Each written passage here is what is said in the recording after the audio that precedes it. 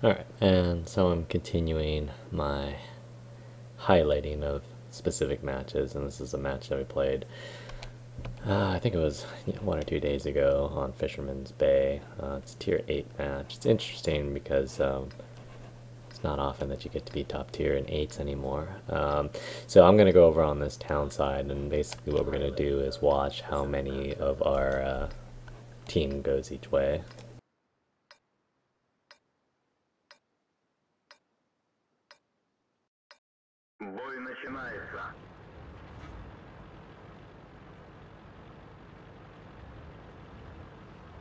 And so if we look at our dispersion, we have pretty much an even split. We're not sending anybody to this middle area, which is unfortunate. It's a good place to have medium tanks, quick tanks, or even a heavy tank if you have depression.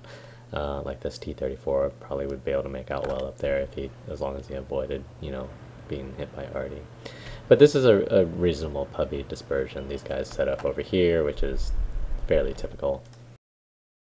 And then what I'm going to do here is I'm going to set up as a reverse peekaboo on this house, and we'll explain why that's important. And we know that they have at least the 3002 in the middle.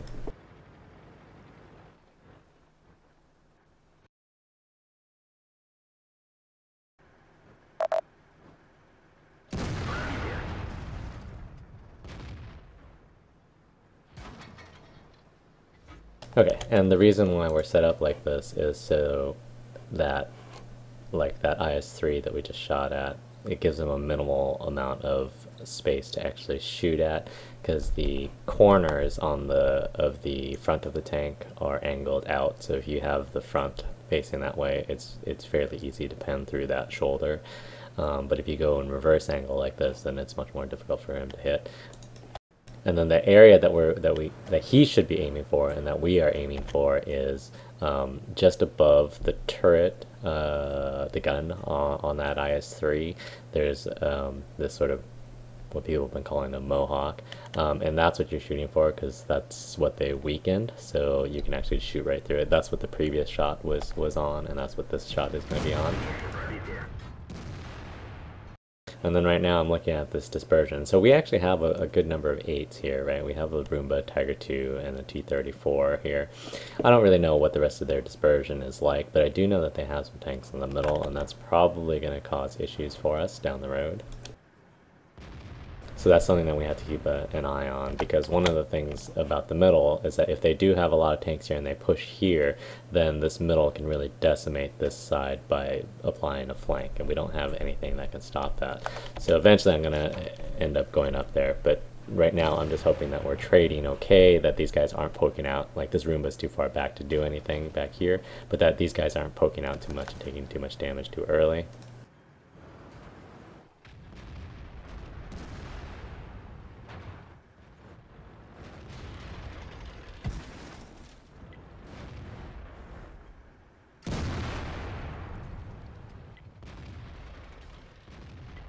That guy was really far away. I just wanted to see if I could knock down that wall, if I would see over there, but it's below that horizon. And then at this point, I figure that I need to clear out the middle a little bit, so I start heading out this way. And I'm not too concerned about getting shot up too much by these guys. I mean, ideally you don't want to take damage, but what you want to avoid is getting hit by artillery if you can.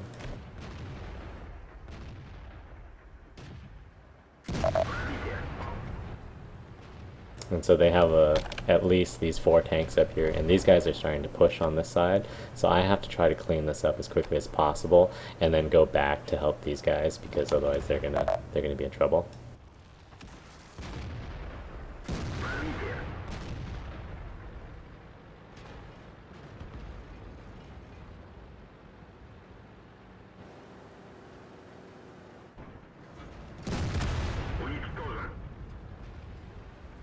And then they're charging in now, but at least I've sort of minimized this flanking fire that they're going to have on this side.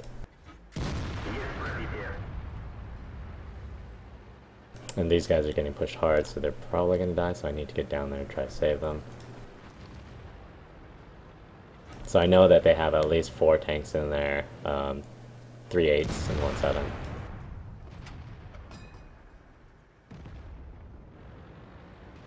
And what these guys should be trying to do right now is just minimize their profile as much as possible.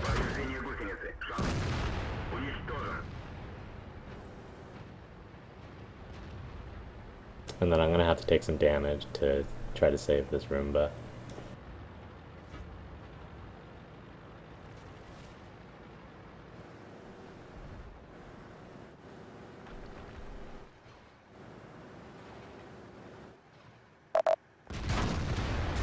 And then that's when I noticed that this tiger over here on the right has kind of fallen into that little bay, so I'm going to completely ignore him, and I'm going to try to finish off this IS-3.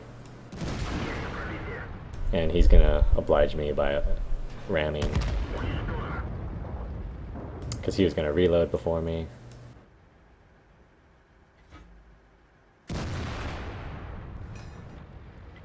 And then they've cleared out our middle, so this is still going to be problematic. We sent a bunch of guys to this side, but they should win this side, maybe especially because they've got guys charging in. But we'll have to see what happens. And so I'm gonna shoot this Tiger 2.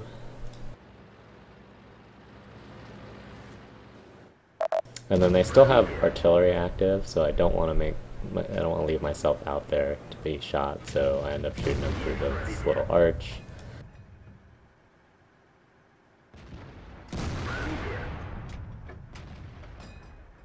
And then I finish him off. Oh, but wait, the low roll. And for some reason, our Roomba immediately on my right was just sitting out there, and he got owned by their JT-88 when he was trying to shoot the Tiger 2. And then so at this point, really the only thing that can stop me is artillery, so I just need to be sure that I don't drive too much into artillery lanes. But I do want to push this JT-88 quickly. I know I can take a hit from him. Turns out that he doesn't turn towards me, and then I just move up here towards this house. And then at this time I had thought that the artillery might have been over there, but if you move to this position right there, you're safe from getting shot from down here or on that side. And then I know that, well, the 3002M popped up in the middle, and who knows what these guys are doing, so I'm gonna go deal with him. And this is a situation where you're just bullying. It's a tier 8 against a tier 6. His gun is gonna struggle to pin me from the front, so as long as I keep him in front of me and as long as I don't get RD'd, I should be fine. And as long as I don't keep missing. And then in situations like this where you've got an RD left that's active, you just want to keep moving as much laterally as possible. So, from one side of the map, I'm trying to move as much east-west as possible, particularly with like an SU-14, which has a rather narrow traverse range. And then after that, it's just off to the races to find the RD, and my obligatory miss of the RD. I figure even if I get killed here, we've still got 3 tanks. But instead, I decide to shoot between the space next to his gun, which is slightly annoying, but... And then it's just wrap up.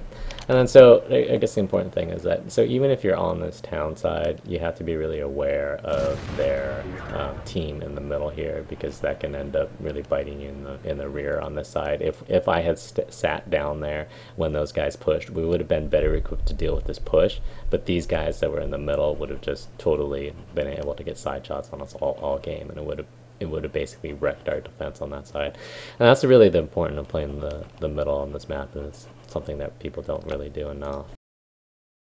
And again, that's also sort of highlights the need for, sometimes you can't play the tank in the role that it's meant to. Like the IS-3 shouldn't be playing that middle area there, but sometimes you have to, and you just have to make do with what you got.